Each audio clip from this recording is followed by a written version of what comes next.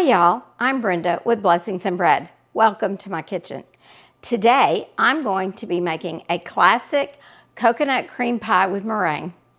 Last week, as I was trying to figure out what I wanted to make this week for my video, my husband, Rod, suggested a coconut pie. Now, I don't think he plans to make a coconut pie, but I think he just wants to eat a coconut pie. So come along with me while I make Rod a coconut pie. The recipe I'm using is one that I have tweaked from the recipe in my Better Homes and Garden cookbook, that red check-it cookbook that so many people have, and I got one as a wedding gift. And this is always the recipe I use. Now I've tweaked it because I have a deep dish pie plate and I want to make it a little bit more custard for the pie. So I have tweaked it a little bit so that I get more. But I'm still basically using their ratios on everything. To start, I don't make the custard for this pie in a traditional method. The traditional method would have me to heat the sugar and milk on the stove and then temper the egg yolks and add them in. What I'm going to do is I'm going to make mine in the microwave. And this is a method my mom taught me, and it turns out to me just as well. I've never done a test to see if I can tell the difference, but I promise you, if you'll do this method, it will make a perfect coconut pie, and it takes a lot less time standing there over the stove stirring your custard the whole time. To begin with, we're going to start with 1 cup of sugar, and I may have added just a little bit more sugar to this because we like a pretty sweet pie, but the recipe calls for 1 cup of sugar, and I'm using this is a 2-quart microwave bowl. So it will be big enough. So as long as you have at least a 2-quart glass bowl for your microwave, you should be fine.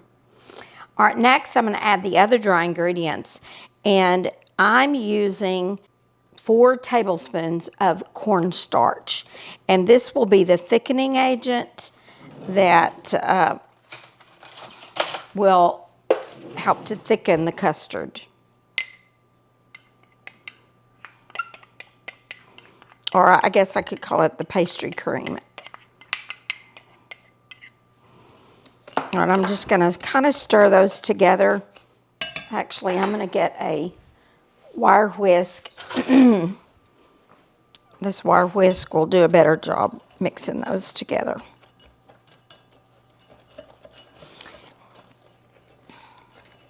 Next, I'm going to add just 1/4 of a teaspoon of salt.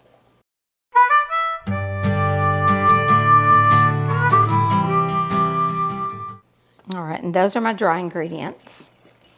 And then I have 4 slightly beaten egg yolks, and I've already beaten those a little bit, and I'm going to add those to my milk.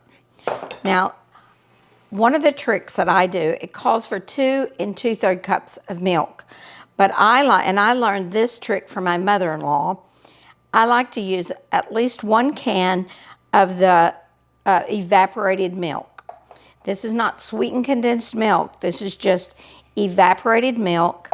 And then I finished filling my measuring cup up to 2 2/3 cup with just whole milk.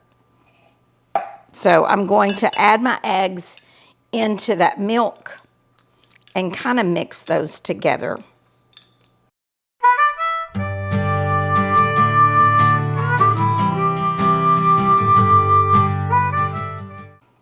And then sometimes what I do, so I can get more of that egg out of there, I'll pour a little bit of that back into that bowl.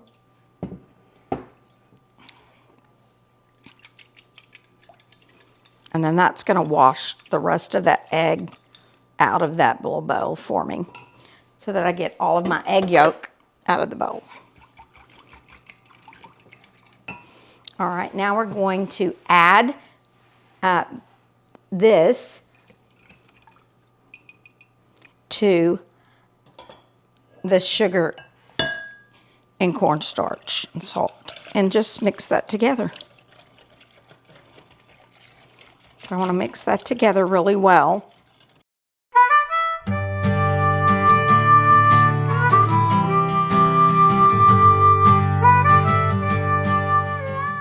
Now I'm going to be cooking my pastry cream or custard, and I'm going to do that in the microwave. So I'm going to start by cooking it for 2 minutes, and then I'm going to whisk it. And then I'm going to do that again 2 more times so that I end up cooking it a total of 6 minutes to start. Then I will switch to 1 minute increments and cook them in 1 minute increments, whisking between each cooking time until the pastry cream has thickened to the consistency I want for my pie. So I'm going to go to the microwave and cook, and I'll be back. Each time I'd like to kind of show you what it is doing and what it looks like between each cooking time. So I'm going to go start by cooking this for 2 minutes. This is the pastry cream after the first cooking 2-minute period, and you can see that it's really not begun to thicken at all. But I still like to stop and whisk it to keep all of those ingredients mixed together. And now it's going back in the microwave for another 2 minutes. This is the pastry cream after cooking for 2 minutes in the microwave. It still has not begun to thicken at all.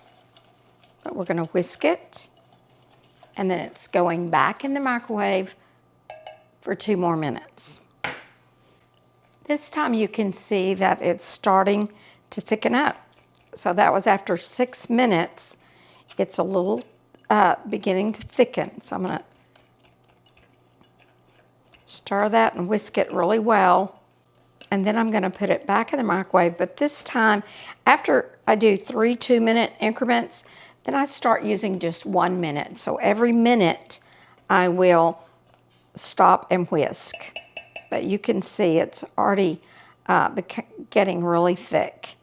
So it may not take too many more cooking periods. So back into the microwave. As you can see, even now that's very thick. And I believe once that cools, it will get even thicker. So I think that is done after only 7 minutes of cooking in that microwave. This seemed to get done a little quicker than my chocolate pie that I make. All right, next we're going to add 2 tablespoons of butter and a teaspoon of vanilla. And then I'm going to stir those in. And I'll just stir that until the butter melts. Of course, the butter, as it melts, is going to thin your custard a little bit. Or I keep calling it custard. It's technically pastry cream, not custard. Custard, you bake custard. If we stopped at this point in time, basically I would have a vanilla cream pie. But to turn it into a coconut cream pie, we're going to add 1 cup of coconut. And then I'll stir that in.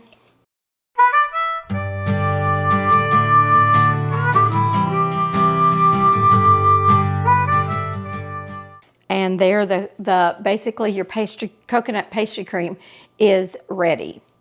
Now the next thing we're going to do is pour this into our pie crust. Earlier today, I made my pastry shell, and I have a video on how to make a traditional pastry shell, and I did the traditional pastry shell today, but I also have a recipe for a very easy oil pastry, and I have a video on that out there you might want to watch as well. But today I decided to do just a traditional pastry, a shell. And so this shell now is completely cooled. And then while the pastry cream is still hot, I'm going to pour it into my pie shell. Then I always top mine with a meringue. If you wanted to let this cool, you could top it with whipped cream. But our family likes meringue, so I've already made my I've already made my meringue, and I also have a video on that. There are several types of meringues, but I'm using a Swiss meringue. And you also want to be sure you get your meringue onto your pie while the pastry cream is still hot.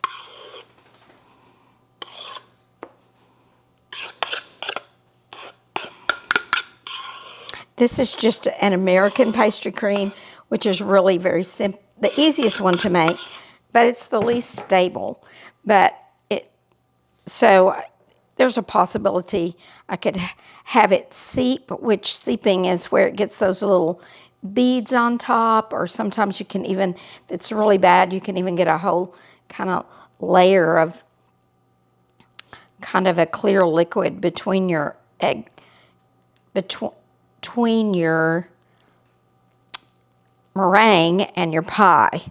But I think a lot of times one of the things you have to really do is you need to test your meringue between your fingers, and you want all that sugar to be dissolved when you're through. Plus, and then I like to make lots of little curlicues on top.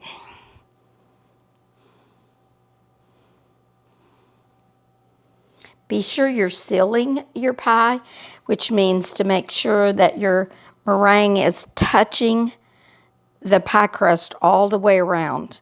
This will help prevent it from shrinking while it bakes. Now, because this is a coconut pie, I'm going to do one more thing to it before I put it in the oven to toast the meringue or cook the meringue. And that's, I'm going to lightly sprinkle it with some sweetened coconut. And I may have not said that earlier in the video, but I am using sweetened coconut. All right, that looks like enough. And so now we're going to put this into the oven at 350 degrees, and it'll cook for about anywhere from 12 to 15 minutes. But just keep an eye on it, and you just want to get a little golden brown toasting to your meringue. So the pie's out of the oven, it's completely cooled, and I'm ready to cut it. And because Rod requested this particular video, I said he had to come be my taste tester tonight. A little trick that helps you cut a pie with a meringue is take your knife and run some really hot water. And I've already had mine running hot, so this would not take a long time. But run some really hot water in your faucet and just run your knife under the water.